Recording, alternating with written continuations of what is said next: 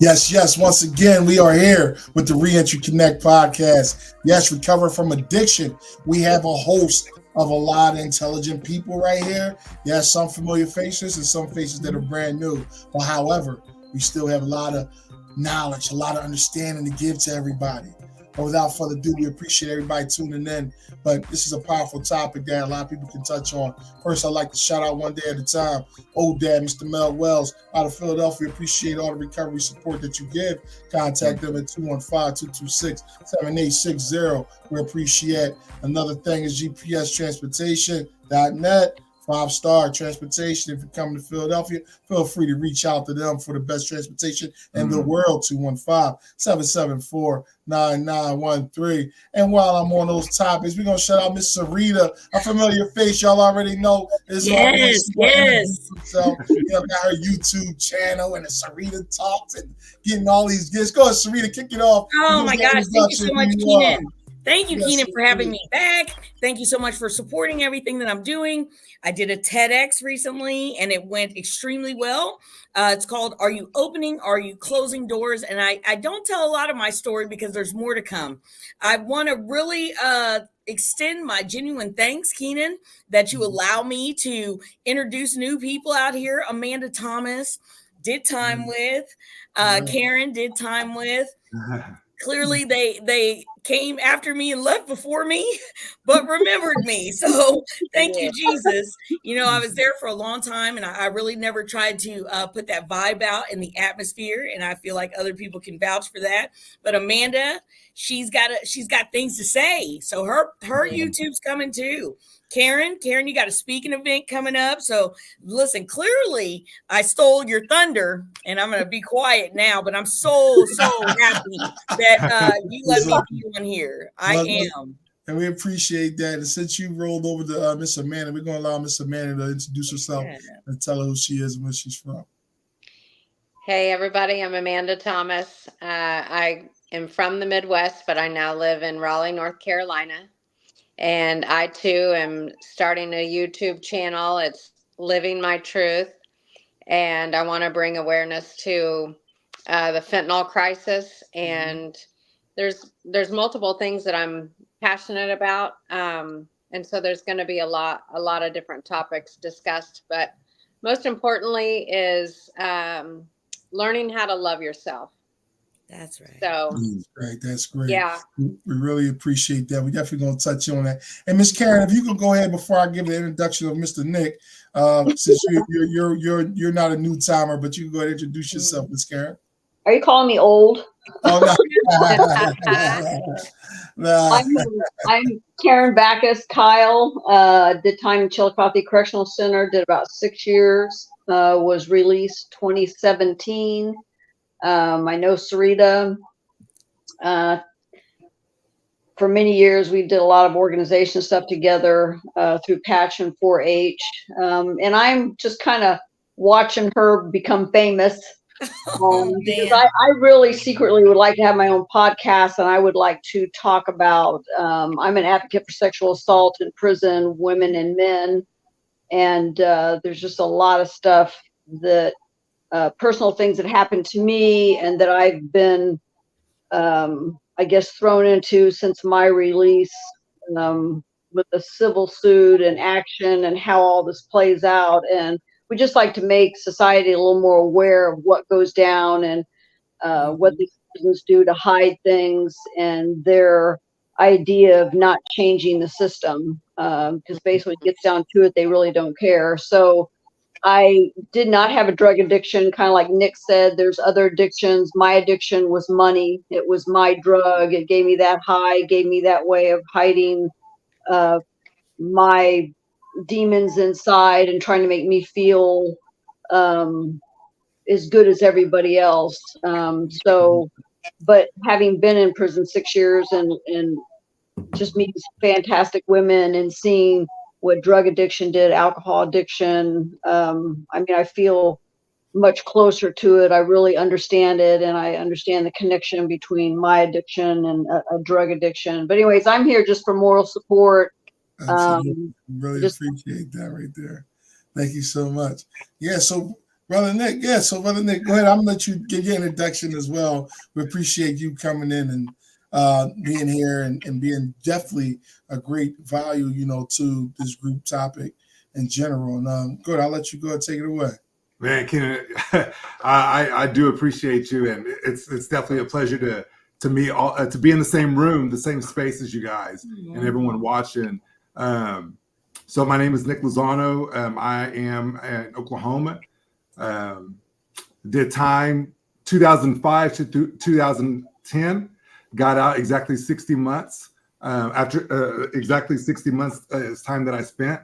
And just went through what most of us go through, right?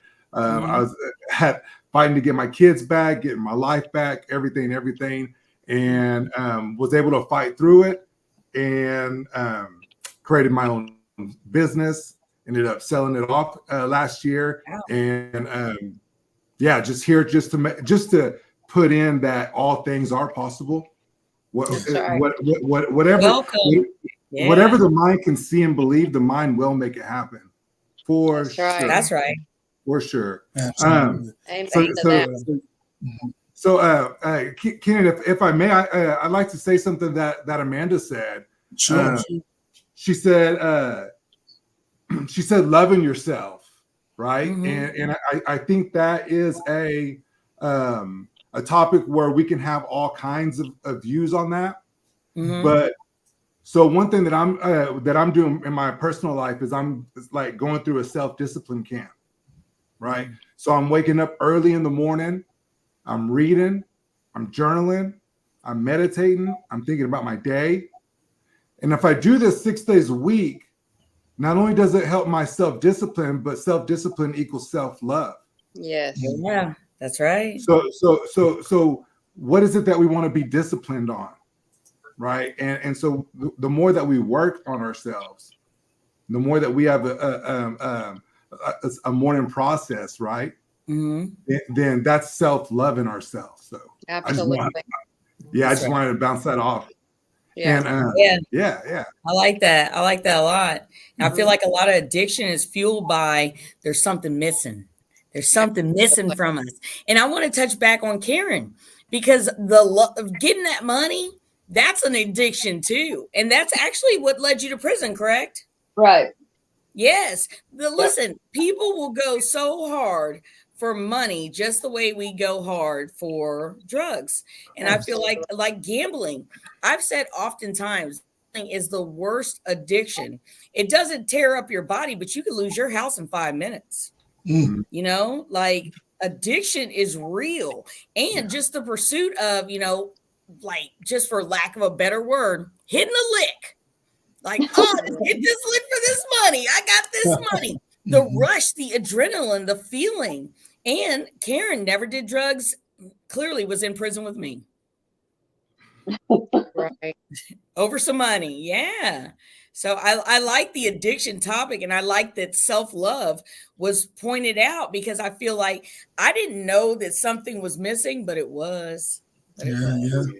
And that's powerful. Like you said, it can always relate to so many different perspectives when it comes to addiction. Like you said, like even me, myself, like I never had that drug addiction, even though I may have did drugs, I may have smoked the marijuana, I may have drunk some alcohol, but I never had that strong addiction towards it. But you have plenty of other addictions, whether it be sex addiction, whether it be gambling problems, as you mentioned, you can have internet addiction. Concerned with these telephones. So many people are obsessed over that. Can't leave the telephone past their ear. We can have shopping addictions. So there's so many different ways. But I believe that always stems back to every individual has some type of shortcoming. Whether your shortcoming is like I said, whether it's drugs, whether it's sex, whether it's pornography, whatever the case may be, everybody has a battle of their own. But does anybody addiction makes anybody better than anybody else? No, absolutely not. If anything, and that's why I've always mentioned, even when we do talk as a group setting, we should always share resources, to help somebody, versus building or tearing somebody down. We should Yeah. be building people up or helping them to overcome. A lot of people like Right. to look down or laugh at people because they're struggling with something or something that's just blatant out in the open that they have no shame about, but they have an issue with. You know, Mm. I always say so many people, you know, a lot of times they'll have this public success, but a lot of private failures. But Oh, people don't like to, you know, admit to that. But again, that's just my little input. But I'll let y'all take the floor. I'm sorry. no, Well, don't be sorry at all. Go ahead, I, man. I have something to mention to Karen as well. So, and that's my purpose being right here. Like I want to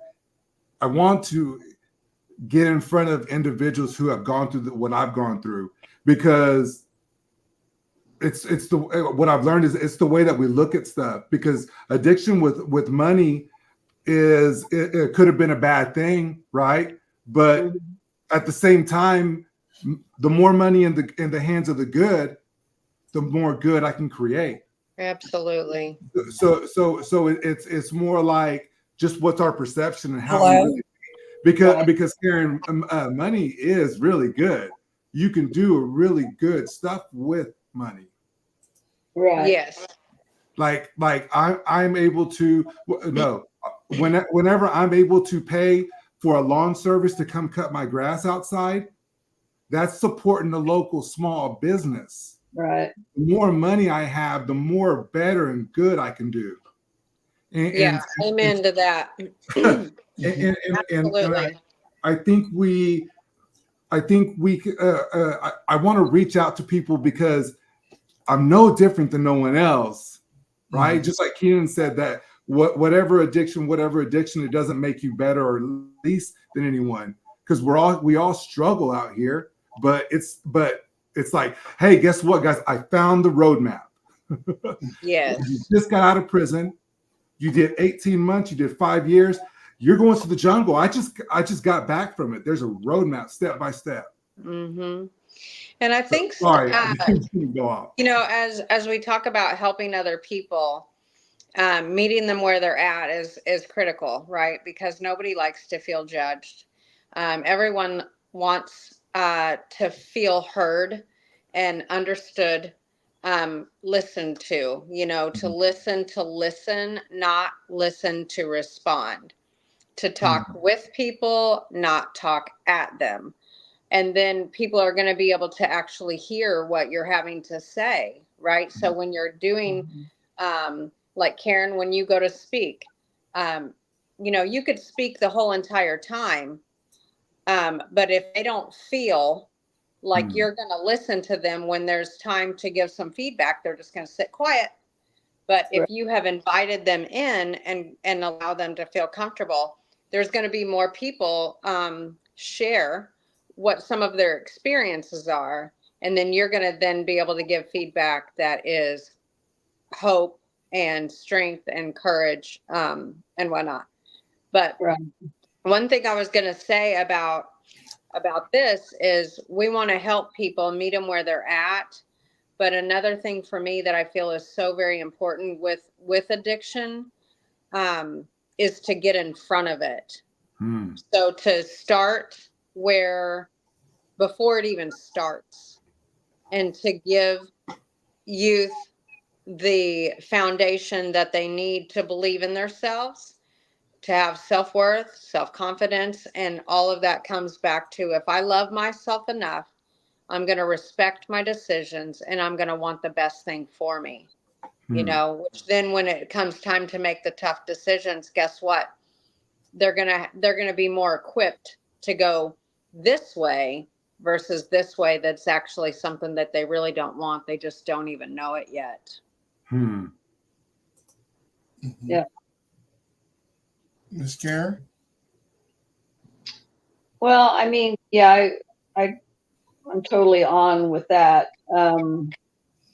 I think for me, yeah, I mean, it's just letting people know, whether it's a money addiction, alcohol, gambling, whatever, that, you know, I think seeing other people's stories of what they've been through, just like you said, give some hope so that you can change. And I think a bigger thing for me too is also just letting society know that, you know, everybody should be allowed to get a second chance and a third chance. And I mean, it's a pretty much known fact, especially drug addiction, that it's not a getting sober one time. I mean, the friends that I know that had addiction problems, it's taken several times for them to sober up, and it's a daily fight. And as many people that are incarcerated now, and as bad as the drug epidemic is, and the fentanyl, we're losing our kids. It just floors me that I still get some responses like, well, if you do the crime, you do the time. And, you know, we incarcerate so many people. I just really want to somehow change society's view on people that make mistakes, and that we're given a second chance. Because, yeah, I mean, sometimes it takes going to prison to make you realize, man, I got to change my life. I got to change my world. And it makes you a better person. And it's just, I want to speak to people being warehoused. You know, I did that TEDx, so I learned a lot of statistics that the United States has 5% of the world's population, but 25% of the world's incarcerated population. Right. It is a big money business. So when you get there, they're not giving you drug treatment. They're not assessing what traumas you've had. They're not assessing a way to make sure that you're productive when you get out. Absolutely not. And they're not giving you a means to even better yourself, really, because Sarita, you know, we brought this up before. The amount of people that actually could go to Votech and do something was such, I don't know what the percentage was, but it's so low that it's like over 90% are sitting there and you can't do anything. You know, it's like in my scenario, it's like, oh, you already got an education.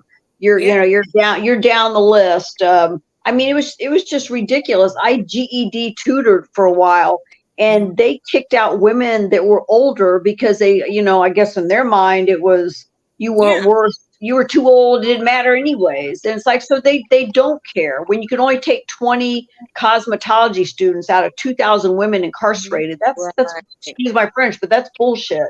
That's not how you give people a career path or something to get out and better themselves. It's just ridiculous. Let me tell you this. One way to be in love with yourself is to be educated. To know that you can walk in a room, represent yourself, and you know what you're talking about. Karen knows when they opened up college classes, I couldn't take them because I already had credits. That's how I'm a senior now at Mizzou, M-I-Z-Z-O-U. Regardless, let me tell you, it's a thing. Then here's another thing. There's classes, the good classes, you have to be within 5 years of release to get inside. I did 9 years before I was even eligible. Before I was even eligible to try and learn some new skills, but I could work in a prison factory making 50 cents an hour, 10-hour days, and be happy at $5. I mean, Sarita, I've changed. Well, I remember MBE. That was where I worked. Yes. Yeah. And they had, I can't remember her name. She was a real nice lady, and she got out, and I think Chillicothe actually, I don't know if they have a factory, clothing factory. They hired her, and they made a big thing about prison. I remember it hitting the news, and I literally bore outside laughing. Like, look, they employed this one girl. Well, hallelujah, 2,000 people incarcerated, and you found one person in a job. Like, that's something to brag about. I mean, it was ridiculous. And it was the most institutionalized job known to man. Like, here's the thing. So this is the fun part. Like, officers would come, and I had gotten in, as you know, Karen, I used to get in trouble. So this was my reform as I got the good job at MBE. So they're like, Sarita or Tosin, what are you making? I said, I'm making the crotchular area. I had to make 276 crotches for men's boxer shorts that they were going to sell within facilities for $4.50 a piece. But clearly I'm making this 50 cents an hour. So that was my little fun job. And I learned how to make everything. And clearly, wait, people didn't think I'd last. They were like, well, do you remember when I worked it? I think you were gone. You were gone in 2018. They're like, she won't be able to sit still. And here's another thing. They didn't really want you to talk in there. And I'd have my whole line singing, you know, we were singing that song sitting on the dock of the bay and a woman behind me hit the whistle. Do, you know what I'm saying? Like we made the best out of a bad situation.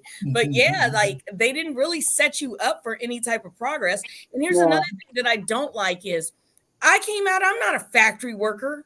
I have all sorts of skills as far as people skills. You know what I'm saying? I know how to make relationships. I know how to network. And now I have the computer skills to back it up because I wasn't taught anything. It was a hard learning curve. I swear sometimes I got by on the fact that I was well dressed and nice, you know, and that was it. I pieced together a wardrobe out of the goodwill and was not ashamed of, you know, of anything like, you know. But here's the thing. I was not prepared and addiction was never addressed. Remember, we had an AA class that was taught by an inmate. Yeah. And half the time she was a little sketchy. You know, God rest her soul. She unfortunately passed away. But Amanda, can you speak of a time where we were incarcerated and someone was actually caring about your mental health, your addictions, your trauma? That was in a staff position? Well, okay, so that would be absolutely not. So I spent 5.5 months in solitary confinement, and too was, you know, well, obviously I was incarcerated if I was in solitary confinement. Yeah. And the women that were down there with me, you could hear them beginning to lose their minds. I was down there long enough that there would be so many come and go that it really didn't take long, you know, and the guards were they were just very, very heartless about it. Seeing a psychiatrist as needed, putting in, you know, a kite. They would have to put in a kite for that. Well, if you need mental health addressed in an environment such as solitary confinement, that needs to be an expedited process. Right. Not next Tuesday at 10:30, and then they show up at 5 or whatever. Can I say this? Remember, they show up at your door. Yes. Your cell door. And then how you feeling? And everybody in the hallway. And that's how they have the conversation with you. So there's really no therapeutic value in that. And then once again, they basically feel defeated. And it's truly sad, the lack of compassion and understanding in an environment such as that. And this also relates to you know, children at home that they do not get what they are deserving of and need from their family. We are the ones that should be filling in those gaps every opportunity that we get, just like Keenan doing this, you know, giving opportunities to anybody that could bring an awareness to something that is going to better society. You know, absolutely. That is, and I really like what Amanda, if I'm going to jump in here real quick, I like that Amanda has the presence of mind to be able to perpetuate through the atmosphere that some people need a little help, especially when it comes to heroin. Now, I know you deal with Suboxone management, and I don't know what the methadone. Now, here's the thing. That's a way that I can try and get myself off of it, but I'm not going to die. And it's super controversial. Right. It is, but guess what? Somebody's got to realize that's an option. That way you don't find your child dead. It is an option, and a lot of people are not aware of it, or it's been so stigmatized that it's a double whammy on top of suffering from the disease of addiction. Listen, addiction is a disease. Drug addiction is a brain disease. Okay? And even people in Narcotics Anonymous, and listen, Narcotics Anonymous saved my life. I have nothing bad to say about them, and I never will. However, everybody has a certain level of understanding when it comes to X, Y, and Z. And when you understand the science behind the disease, then you have a lot more grace and mercy within you to extend. Some other people, they suffer from the disease, they get sober, they work the steps, and that's what works for them, and that is perfectly fine. But understanding that if smoking a little bit of weed or taking methadone or Suboxone allows you to not be under a bridge with a needle in your arm, getting Narcan every week or every other week, then by all means, get medication. That can be something that's titrated over time. You can be tapered off of it, along with treatment. And that's where I come in. That's what I do, is I teach people how to love themselves enough to want to do something better. And then when you get more confident and more content, you have a better relationship with yourself. You understand the error of your ways. You understand where it all went wrong. Okay. Now you feel like you can take on the world. And when you start to feel that way, medication is not going to be the only thing that you feel is necessary for you to face life on life's terms every single day. I like to, though, you did 5.5 months in the hole. Okay. Yeah. If I might have been to the hole a few times. Okay. I think the most I ever did was 72 days. So when you I might have been a few times. However, you know what I'm saying? I left with 31 violations, and I thought that was good in 14.5 years. The parole board didn't think so, but I was honest about it. Here's my thing is, when you tell somebody that and you're like, hey, and I can help you get off drugs, the fact that we have been incarcerated, that is a credibility, because you have to steal I used to call it stealing my mind. And I've said it before. I decided one day I'm going to stop adapting to this environment, and I'm going to make it adapt to me. That's right. And I walked that way, and I held my head like that. And no matter what was going on, I realized that I still had me. It's all about self-love. But let me just touch on addiction. Other countries, it's like you have cancer. They're going to love you through it. They're going to help you through it. Over here, lock them up, throw away the key. Let's up that recidivism. Oh, they all come back to prison. So then you get somebody, I'm a class A felon. I had second-degree murder. I had armed criminal action. Let somebody like me, she might be institutionalized. She goes out. She never got any type of treatment for however she's feeling. She's not the same person as me. Gets out, commits another crime. They're going to put that all over the news. So that way you can vote and use your voice. Oh, we need tough criminal justice reform. No, you don't. You need to really talk to the people that are coming in and out of the prison system, because those are the ones that are suffering from addiction. And you've done nothing to help them this whole time. So now let's just talk about, there's 43% of people going back to prison. That's a whole nother show. So let me ask this. If we could go around the circle just in general and speak about like different steps to take when recovering, or even seeking, recovery from addiction. And I can start it off if you would like. I believe that first step is to make yourself aware that you are addicted to something. So you're coming to your own conscious, saying to yourself, I need help. Self-awareness. I believe self-awareness is the first step. That's what I believe. But we could go around that circle. Feel free. So I think that us here and the audience, this is like the re-entry, right? Re-entry program. So where individuals are coming home, like there could be an individual right now that just came home last week that we're blessed to be with right now.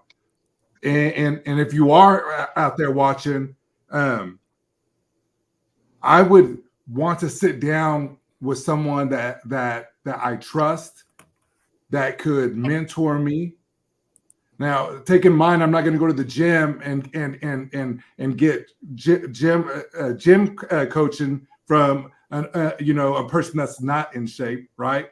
So the person that I want to have a mentor is someone that's being successful in life. Because yes, we have this addiction, and hopefully. Now, I know in Oklahoma there was a lot of drugs going in the prison, and I know that's everywhere, right?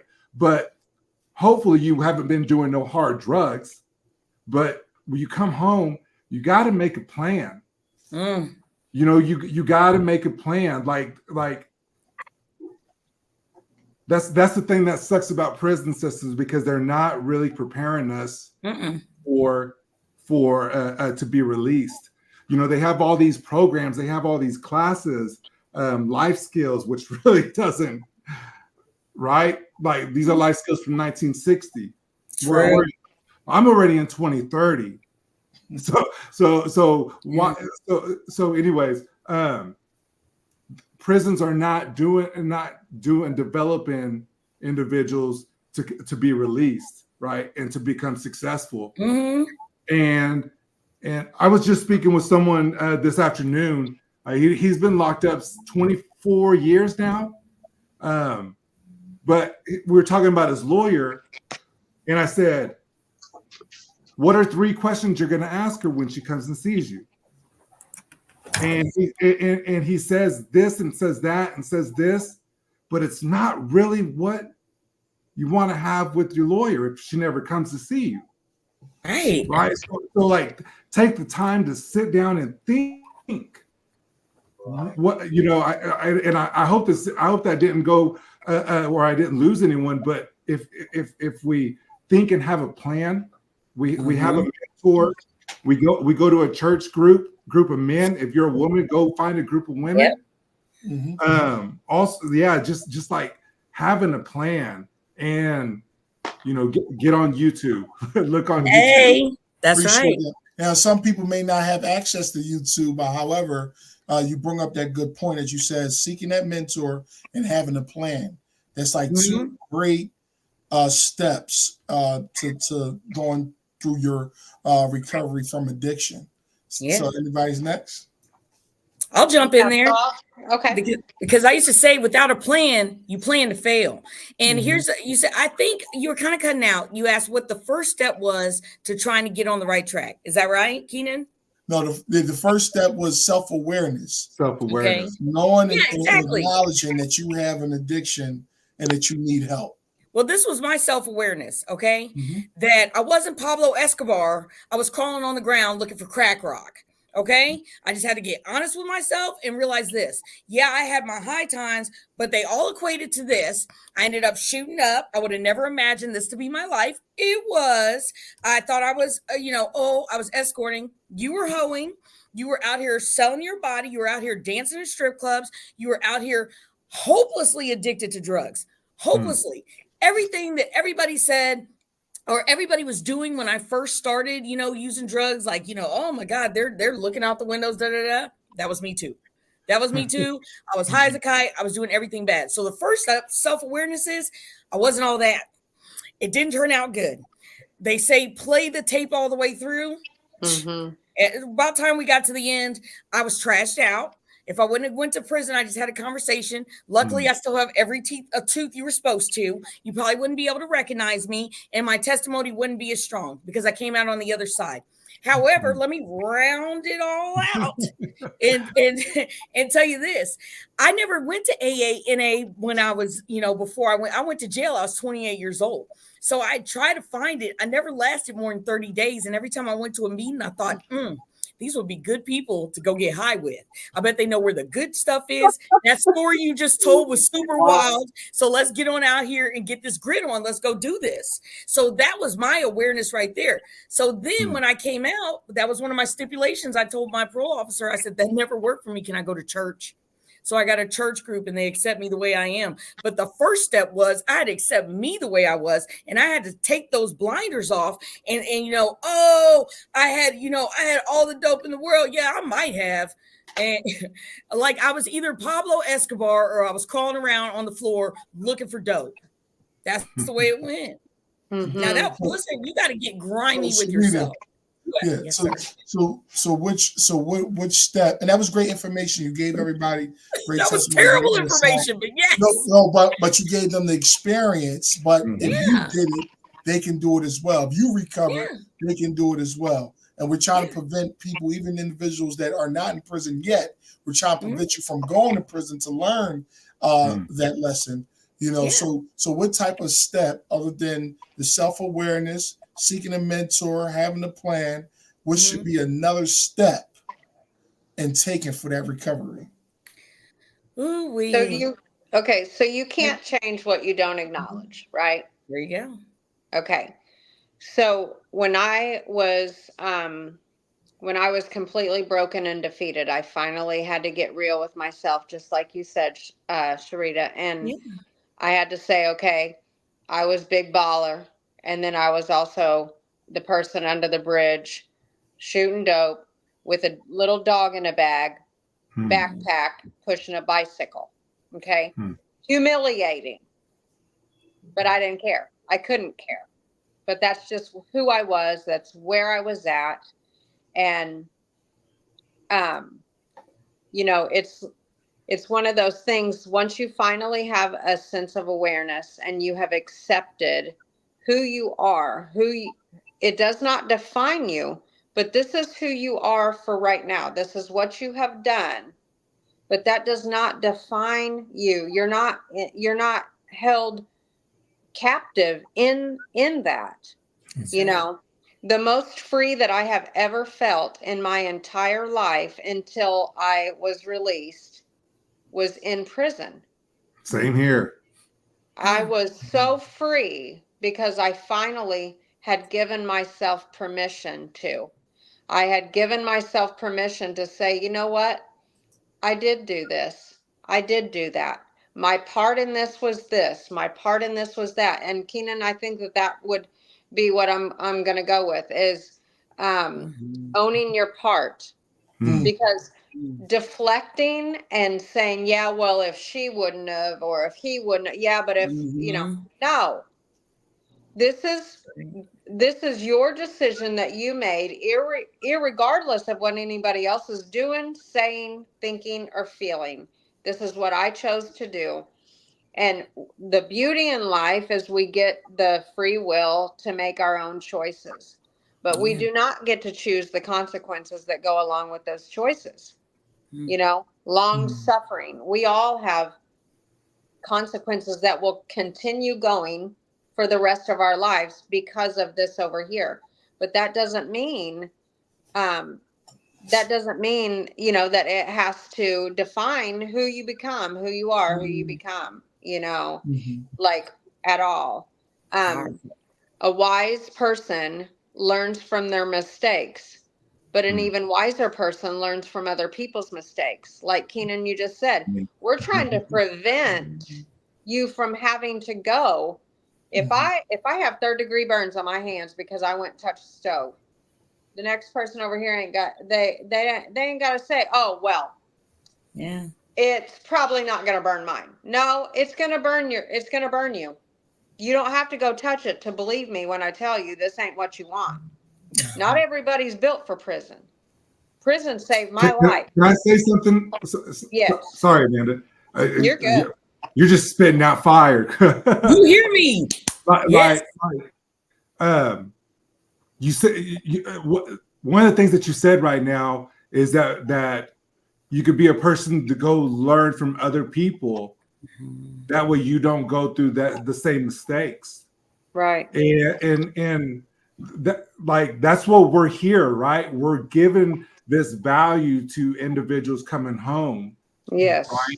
We're giving this value that way they can hear us, know that we're real, see our personality, our true, and begin listening to us and following the steps that we've taken.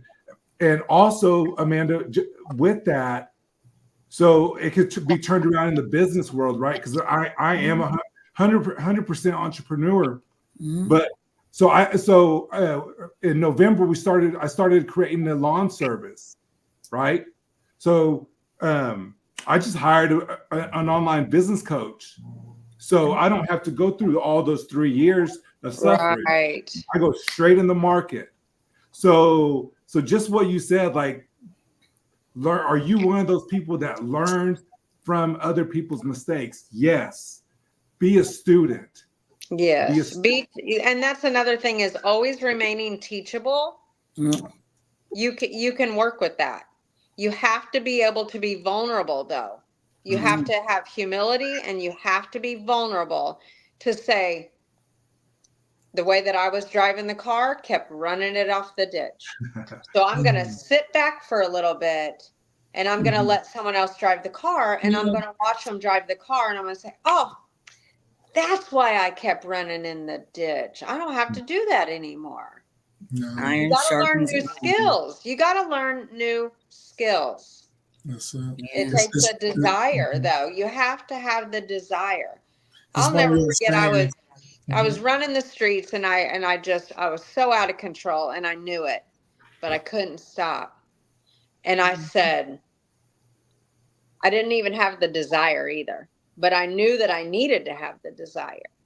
And I just started praying, Lord, please, please give me the desire to have the desire.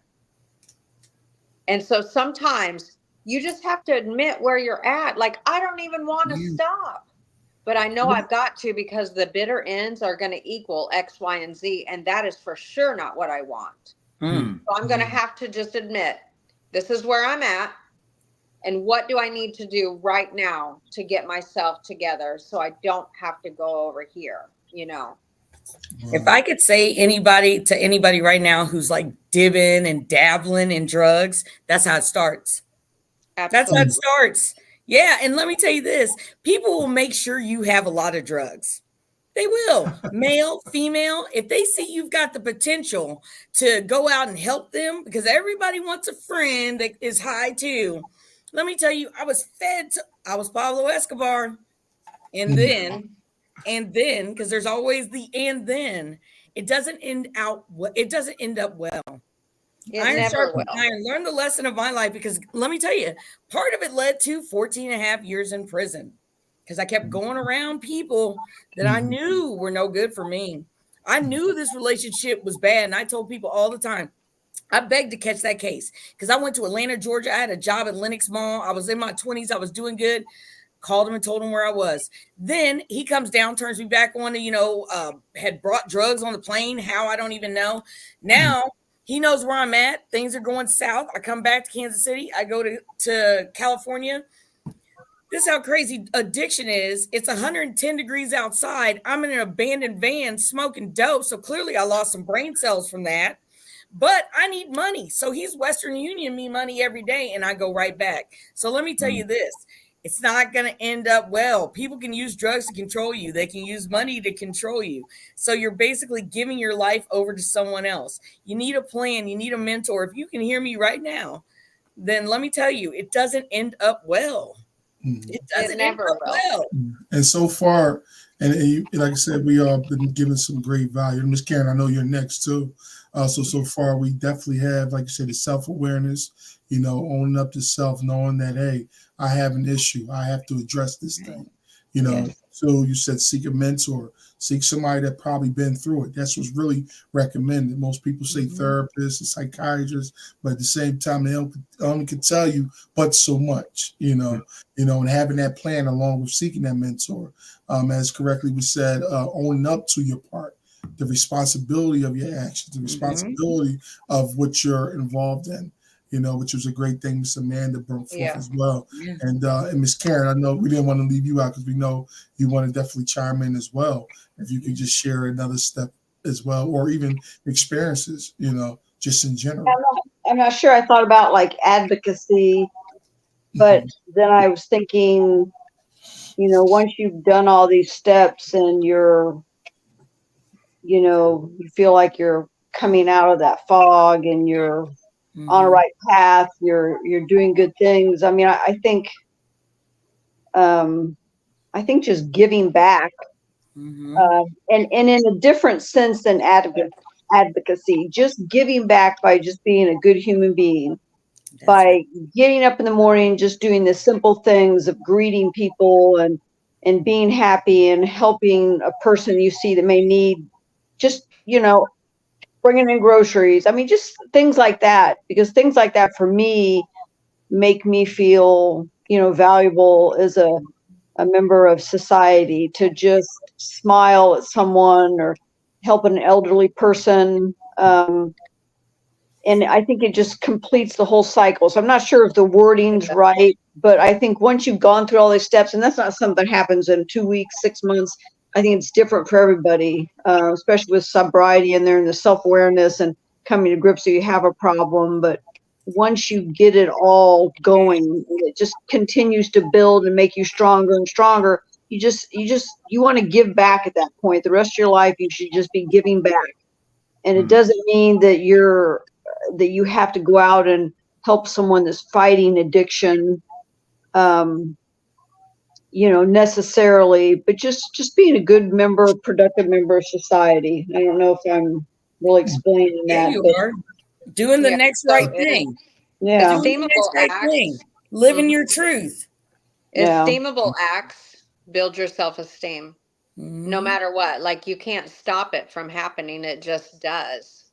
And so when you do the next right thing for the next right reason, the next right thing for the next right reason just naturally happens. Right. Yeah, and that's great. That's great.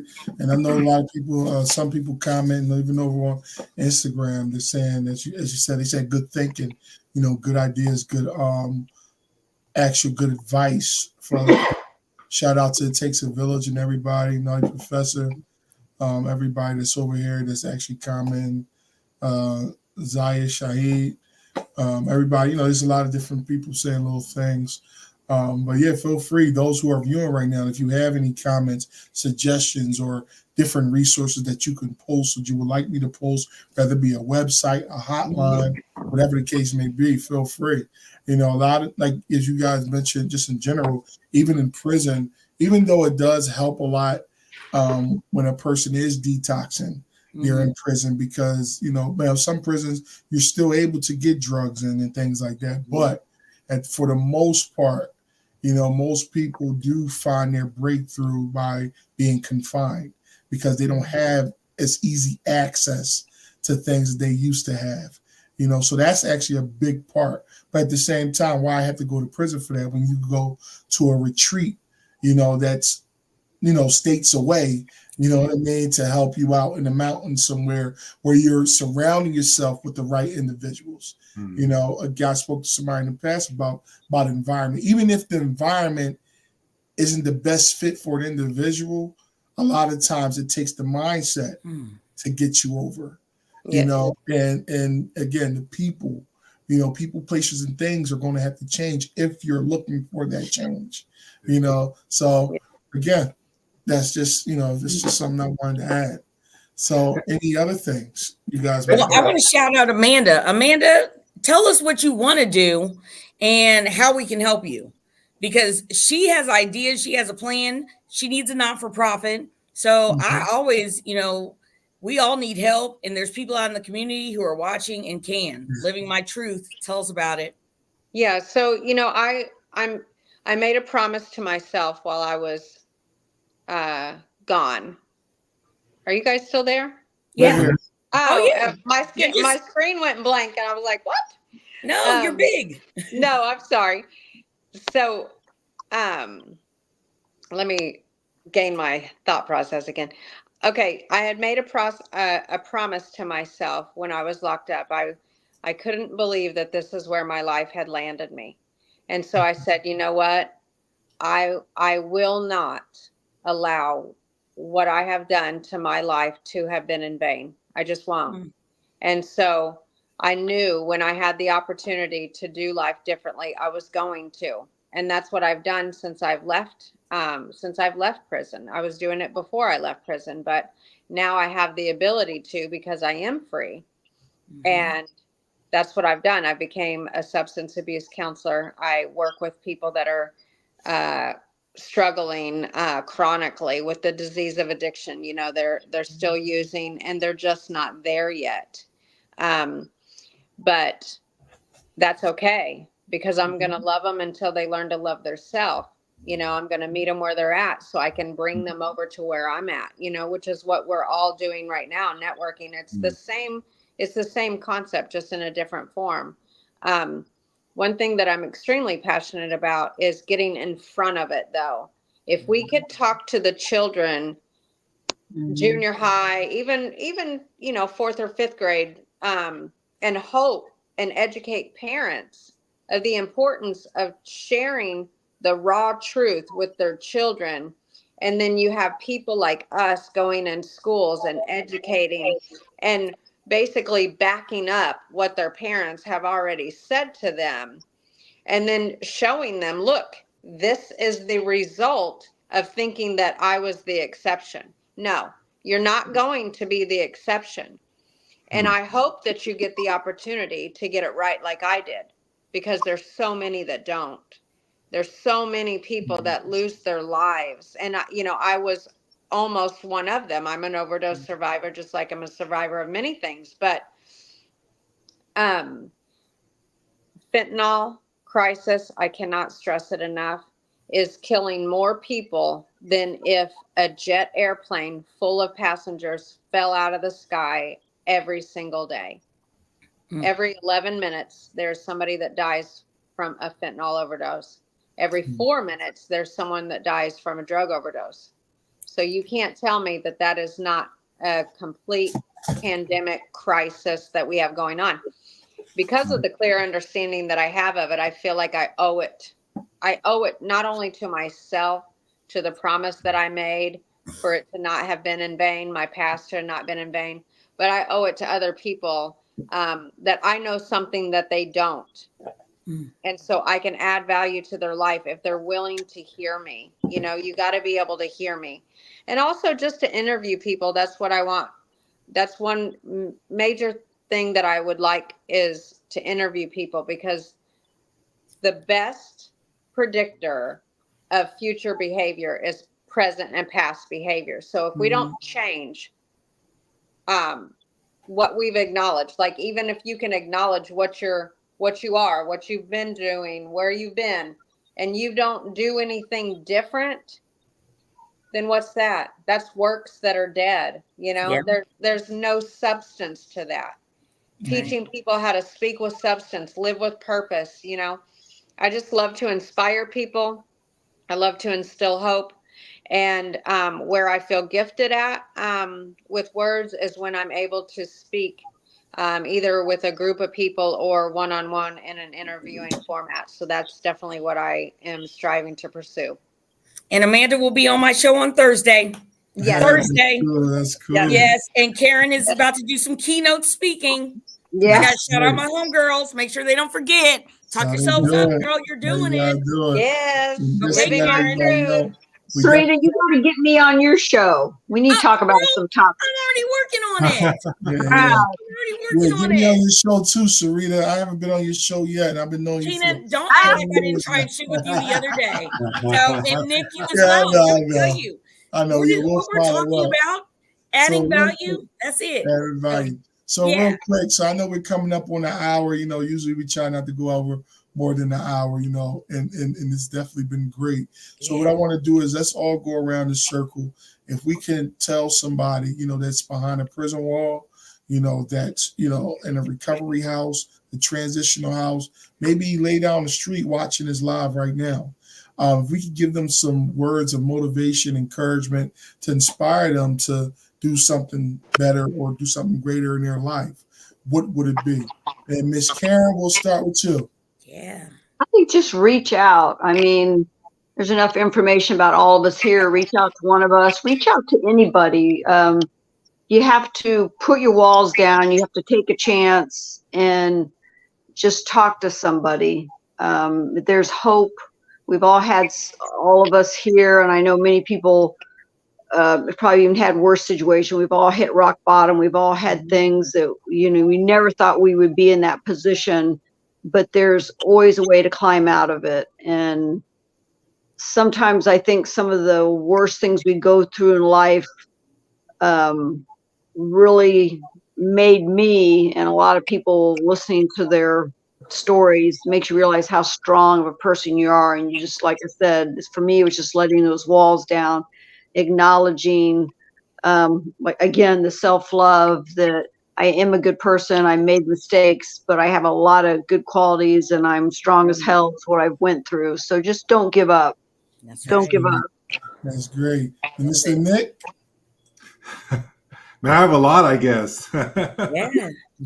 So it's and I guess I'm speaking to the individual that's been recently released, or that's been released 18 months and still going through it, still don't really know which way to go, left or right. Because the thing is that when you do any amount of time, when you come home, things are changed, right? Things are different. And for me and for maybe pretty much a lot of individuals coming home, my mindset is strong. I haven't really been drinking. I really haven't been doing drugs. I really haven't been doing much because I've been doing time, right? But my mind is strong. I got all these things that I want to do. I want to get my kids back. I want to go get a job. I want to get a couple of jobs. I think it's important to realize, or just to allow yourself to think that things are different. People are getting other people nowadays to help them, whether it be online, whether it be in person, whether it be someone from church or a coach, some type of life coach. I'm not a coach, but some type of life coach, someone that's able to sit there and walk with you hand in hand. Cool. That way you can become successful. That way you can think towards your future, because there is future after prison. There is future for you. You just got to have the right people in front of you leading you by the hand. Absolutely. Miss Amanda? Yeah, so tough times, they don't last. Just like amazing times, fun times, the party, they never last. Tough people, though, they do. Tough times don't last, but tough people, they do. And I never realized how strong I was until being strong was the only option that I had. Sitting in solitary confinement, I realized just how strong I truly was. And it really comes down to decisions, right? We get to make a decision of whether or not the pain has gotten great enough. I mean, has it gotten great enough? Because we're all promised jail, institutions, or death. Or we walk around completely spiritually bankrupt, or we find a new way to live our lives. And, sometimes you just have to act as if until you become. You're not always going to want what you should want, because the mind is a powerful muscle, and when you suffer from the disease of addiction, it truly distorts reality. You have replaced a lot of your neurotransmitters and whatnot with chemicals that should not be there. And it really wreaks havoc on your decision making. And so just trust someone else for a minute, admit where you're at and just trust someone else for a minute. We got you. We're doing this because we know that you guys can also do this too. All right, Miss Sarita. I'm going to try and keep it short, okay? But just like Nick, nobody doesn't know, or I don't even know if I said that right, that I am a believer, and he saved a sinner just like me. He brought me out on the other side. No weapon formed against me shall prosper. And when I was on the street, I prayed all the time, God, get me off drugs. Get me away from this man. Help me to be a good mom. He did all three of them, just not how I expected. So if you think you can't, then you can. You need to call out on something higher than yourself. And let me tell you this, when I used to stomp the yard by myself, could nobody be my best friend like Jesus was. That's right. I wouldn't let nobody that close. but my relationship with God. And I know That's that whatever I went through in there, wherever I was at, whatever I had to say, no weapon formed against me shall prosper. That's right. Powerful. That's powerful. And I know as we get ready to conclude, this was some very powerful information that was given tonight. And I definitely want to just add myself that trouble is easy to get into or hard to get out. Anything that comes easy, stay away from it. Anything that you feel as though is too good to be true, stay away from it. Because Sarita mentioned earlier that it starts with the little things. It starts with the breadcrumbs before it turns into a whole loaf of bread. So be mindful of the things that you may be getting yourself into, because sometimes it may be hard to turn away from or recovering yourself back from. So there's a lot of things that we go through. There's a lot of things that we may have struggles with, but seek help. Reach out to one. Seek that mentor. Seek that guidance. Seek, that higher power that has greater power than us, because our ways are not like the Creator's ways. Our thoughts are not like the Creator's thoughts. That's right. So these are the only one that we can turn to. But without further ado, it's the Reentry Connect podcast, and I appreciate everybody tuning in to the Recovering from Addiction. That's right. This was very powerful, and everybody, I believe, was very impacted, by this live stream tonight. And without further ado, I gotta get ready to end this thing. But if we could tell all the listeners, all the viewers to have Thank a you, good everyone. Yes, thank you. Thank you, guys. Thank you. Until next time, peace, everybody.